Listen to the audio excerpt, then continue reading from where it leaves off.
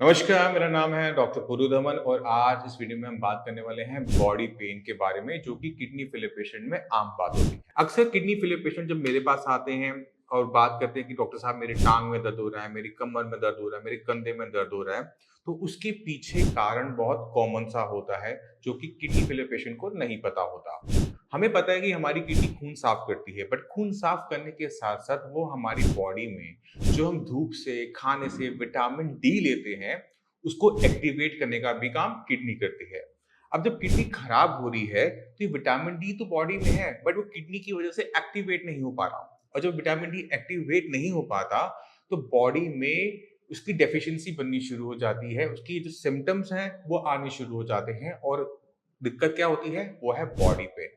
आपकी हड्डियाँ कमज़ोर होना शुरू कर जाती हैं, क्योंकि जो कैल्शियम आप खाने में खा रहे हो, ले रहे हो, वो हड्डियों में चिपक नहीं पा रहा। और उससे क्या होता है, हमारी जो बोन्स होती हैं वो वीक होनी शुरू हो जाती है। तो विटामिन डी की कमी की वजह से हमें 2 सिम्पटम देखने को मिलते हैं। ये एक तो पहला हड्डियों में दर्द, दूसरा है मांसपेशियों में दर्द।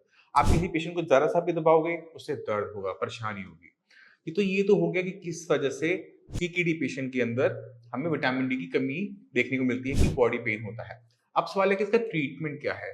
तो जितने भी किडनी फेलियर पेशेंट जिनको भी बॉडी पेन हो रहा है कमर में, कंधे में, घुटनों में, टाँगों में, तो उनको 2 चीज़ें करनी चाहिए। पहली चीज़, अपनी बॉडी के अंदर फास्फोरस की मात्रा को कम रखने के लिए जो फास्फोरस बाइंडर्स दिए जाते हैं, उनका यूज़ करना। क्योंकि जितना ज़्यादा फास्फोरस आपकी बॉडी में होगा, वो फास्फोरस आपकी हड्डियों पे चिपकेगा, क्योंकि कैल्शियम नहीं चिपक पा रहा, फास्फोरस जगह लेगा। और फास्फोरस जो होता है, वो सॉफ्ट होता है, वो कैल्शियम की तरह हार्ड नहीं होता। हमारी जो हड्डियाँ हैं, वो सॉफ्ट होने की वजह से वो दर्द करना शुरू करेंगी। तो पहली चीज़, फास्फोरस बाइंडर लेना खाने में से फास्फोरस को बाहर निकालने के लिए। दूसरा है विटामिन डी और कैल्शियम सप्लीमेंट लगाना, क्योंकि विटामिन डी जो हम आम लोग लेते हैं हफ्ते में 1 बार, वो आप पे काम नहीं करेगा। क्यों नहीं काम करेगा? क्योंकि वो जो विटामिन डी है, वो inactive form of vitamin D है। ऐसे आप ले भी लेंगे तो वो उसका एफिकेसी वैसी ही नहीं निकलेगी। तो विटामिन डी की दूसरी फॉर्म आती है, जिसे हम कहते हैं कैल्सिट्रोल। ये विटामिन डी ऑलरेडी एक्टिव होता है, इसको एक्टिव करने के लिए किडनी की रिक्वायरमेंट नहीं होती और ये डेली बेसिस पे लेना पड़ता है। तो कैल्सिट्रोल 0.25 या 0.5 डिपेंडिंग अपॉन कि बॉडी में कितना पेन हो रहा है, इसको आपने ऐड करना है विद कैल्शियम। अगर हम ये चीज़ें ऐड कर लेते हैं, तो बॉडी पेन में आराम मिलता है, बल्कि जितने भी किडनी फेलियर पेशेंट हैं, उनका पीटीएच भी बढ़ा हुआ देखने को मिलता है। तो पीटीएच को कंट्रोल करने में भी विटामिन डी और कैल्शियम इकलौती दवाई है जो काम करती है। इसके अलावा पीटीएच को कंट्रोल करने में कोई भी ज़्यादा हेल्पफुल देखने को नहीं मिलता। तो अगर आपको बॉडी पेन हो रहा है, तो ज़रूरत है अपने खान-पीन में बदलने की और सप्लीमेंट कैल्शियम और विटामिन डी को लगाने की। अब आप अपनी दिक्कत को समझ गए होंगे कि किडनी की पेशेंट में क्यों बॉडी पेन देखने को मिलता है। अब जाने से पहले मैं चाहता हूँ कि कुछ किडनी फेलियर पेशेंट से आप मिल के जाएँ, उनकी रिपोर्ट्स देखें, उन्होंने किस तरह से अपने क्रिएटिनिन लेवल, यूरिया लेवल को डाउन किया है, उससे ज़रूर देखें। नमस्कार, मेरा नाम है डॉक्टर पुरु धवन और आज हमारे साथ हैं सुबिंदर जी। तो सुबिंदर जी की जो लेवल हैं वो थे क्रिएटिनिन के लेवल 10 फरवरी के अंदर और अभी हमने इनको ट्रीटमेंट दी है 1 महीने का। लेवल इनके हो गए हैं आज की डेट में 7.32। तो हमने तकरीबन 3 साढ़े 3 पॉइंट का ड्रॉप देखा है 1 ही महीने में। तो सुबिंदर जी, पहले मुझे ये बताओ कि आपकी दिक्कत शुरू कब हुई थी? ये 2014 में हुई थी सर। और 2014 में क्या दिक्कत महसूस कर रहे थे आप? कुछ नहीं, प्रोटीन आया था मुझे बाथरूम में। 2014 से 2023 तक आते-आते तकरीबन 9 साल हो गए। 9 साल 9 साल में आपका क्रिएटिनिन लेवल 0 से शुरू होते हुए आया है जी, 10.5 तक, 11 तक, जी, 10.95। 9 तो इस बीच में आपने मेडिसिन ली थी, नहीं ली हाँ, थी? इंग्लिश मेडिसिन ली थी मतलब अपने 9 साल आपने कंटीन्यूअस मेडिसिन ली। कंटिन्यू, तो मेडिसिन लेने के बाद भी लेवल बढ़ते चले गए। बढ़ते चले गए। तो फरवरी में आपको क्या दिक्कत महसूस हो रही थी जब आप आए? उल्टी हो रही थी, खाना नहीं खाया जा रहा था। 2 महीने से बिल्कुल खाना नहीं खा रहा है जा रहा था। डॉक्टर्स ने क्या बोला था? क्या करना है? डायलिसिस कराओ या ट्रांसप्लांट कराओ। अच्छा। लेकिन फिर आपके साई संजीवनी का मेरा एक दोस्त है मिलने वाले, उन्होंने बताया।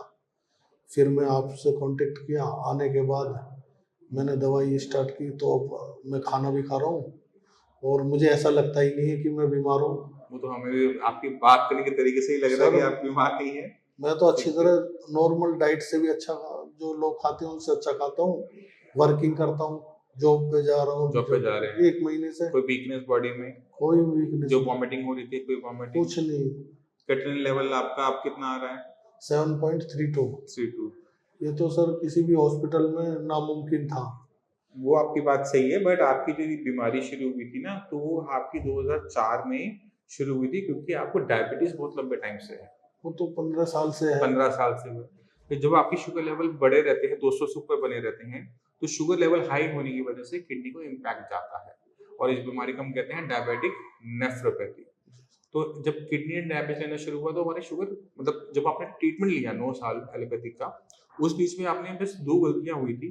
एक तो आपका बीपी कंट्रोल में नहीं रहा, जी सर। दूसरा आपकी शुगर कंट्रोल में नहीं रही।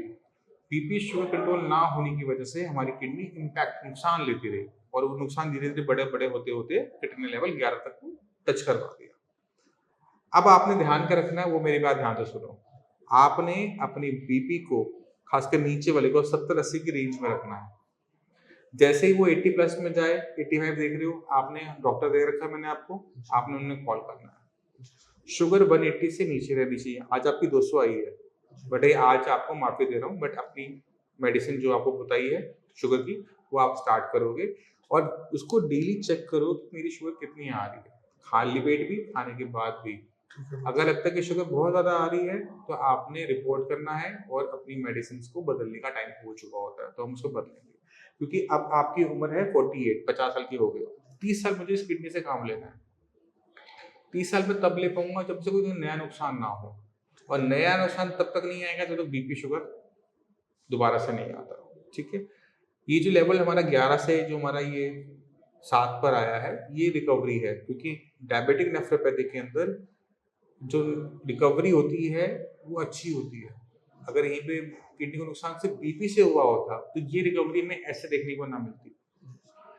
जो पार्ट डायबिटीज का है वो जल्दी सुधरता है, जो पार्ट नुकसान हुआ है बीपी से वो धीरे धीरे सुधरता है। तो हमारा जो डायबिटीज वाला पार्ट था वो तो फास्ट 1 महीने में 4 पॉइंट नीचे, तो वो हमें अभी कंटिन्यू करना है। लेवल हमारा 11 के आसपास का है, वो 5 तक हमारा नीचे जा सकता है। ठीक है, अब जरूरी है उसे मेंटेन करना। लेवल 5 हो गया ना, उसे 30 साल चलाना भी है। तो खाने का ध्यान रखना कि बॉडी में वीकनेस ना आए, इस चीज का ध्यान रखना। मेडिसिन मिस नहीं करनी है, एक्सर्शन नहीं करनी है, हैवी एक्सरसाइज नहीं करनी है।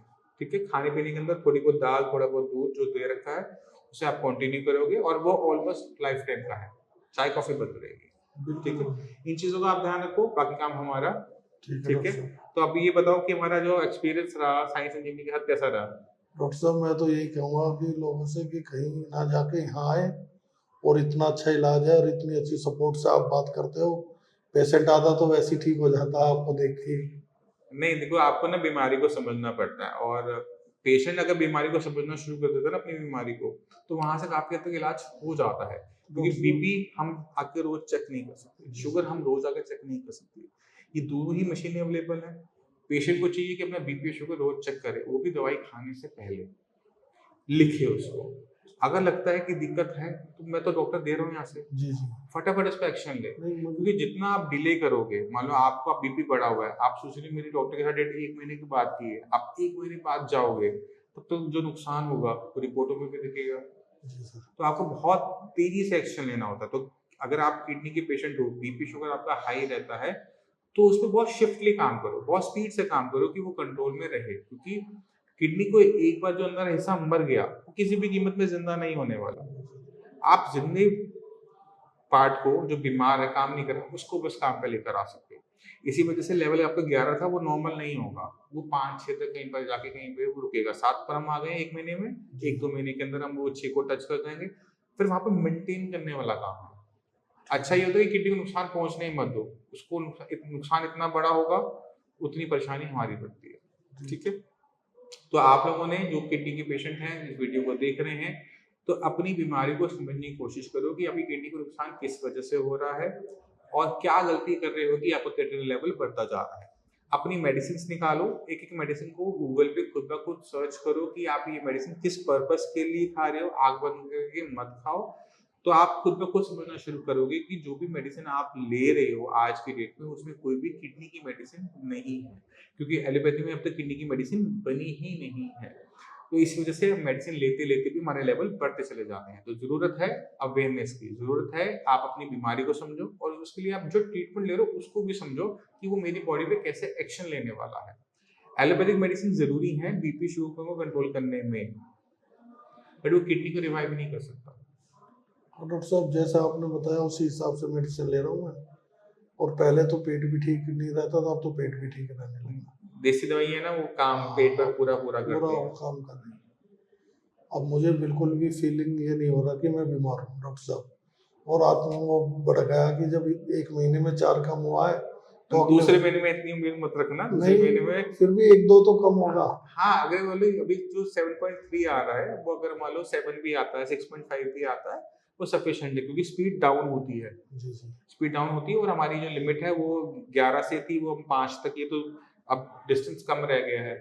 और टाइम बहुत इंपॉर्टेंट होता है। आपके शरीर में जख्म होता है तो वो टाइम से बढ़ता है, अगले दिन तो भरेगा नहीं ना, जी। चाहे आप जितनी अच्छी मर्जी पट्टी कर लो, जितना मर्जी अच्छा आप लोशन लगा लो, वो ठीक तब होगा जब उसे टाइम मिलेगा। किडनी के साथ भी ऐसा है, किडनी अगर रिकवर करना चाहती है तो टाइम देना बहुत जरूरी है।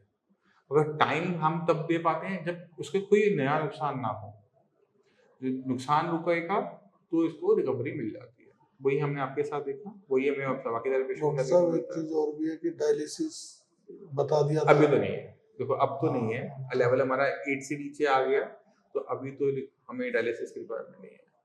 ठीक है, कोई क्वेश्चन है जो पूछना चाहते हो तो पूछो, कोई दिक्कत नहीं है। नहीं डॉक्टर साहब ये पूछना था, अब तो मुझे खुद भी इतना विश्वास हो गया है जब से मैं यहाँ से दवाई खा रहा हूँ कि अब मुझे डायलिसिस नहीं होगी। अभी तो फिलहाल नहीं है। मैं तो यही कहता हूँ जितने भी किडनी देखो के पेशेंट मैं हैं। उसको भी क्लियर कर देता हूँ, कैमरे पे क्लियर कर देता हूँ, हमारे लेवल डाउन जरूर हुए हैं। अब एक दिक्कत और है, वो है उम्र। आपका बुढ़ापा मैं रोक नहीं सकता, जी सर। तो जैसे जैसे आपका शरीर बूढ़ा होगा किडनी भी बूढ़ी होगी। किडनी बूढ़ी होने की वजह से वो अपने फंक्शन को धीरे धीरे खोएगी। तो हम क्या देखेंगे, लेवल 5 पे आए, फिर वो धीरे धीरे ऊपर की तरफ कुछ सालों में बढ़ना शुरू होगा। तो टाइम होगा, कुछ साल लगने उसमें। जब वो बढ़ रहा होगा तो हमें घबराना नहीं होता, हमने और एग्रेसिव हो जाना होता है।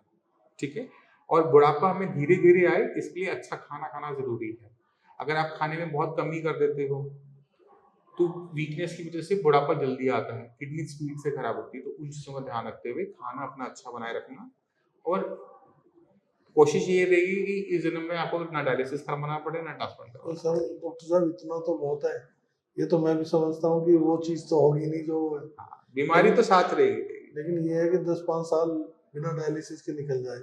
10-5 साल से ऊपर निकल जाएंगे आपके, मैं डॉक्टर साहब इतना निकल लंबा जाएगा तो निकल आपका जाएंगे। बड़ा धन्यवाद, हाथ जोड़ के रिक्वेस्ट है इतना आपसे। हम कर देंगे, आप बस बीपी शुगर को ठीक रखोगे तो हम आपको 20 साल तो 10-15 साल का उम्मीद करते हैं कि आराम से हमारे निकल डॉक्टर जाएंगे। साहब ये इतना तो किसी भी जगह गए हूँ कहीं से रिस्पॉन्स नहीं मिला था इतना। नहीं, वो हो जाएगा, बस आपने जो आपको समझाया बीपी शुगर ठीक उसका है। आपने ध्यान रखना है। ठीक ठीक है, है। तो उम्मीद करता हूँ इस वीडियो से आप काफी कुछ सीखे सुबिंदर जी से, कि हम अपनी किडनी को काफी हद तक सुधार कर सकते हैं, बट हमें शर्त यही होती है कि जिसकी वजह से किडनी खराब हो रही है उसे कंट्रोल में लेकर आना।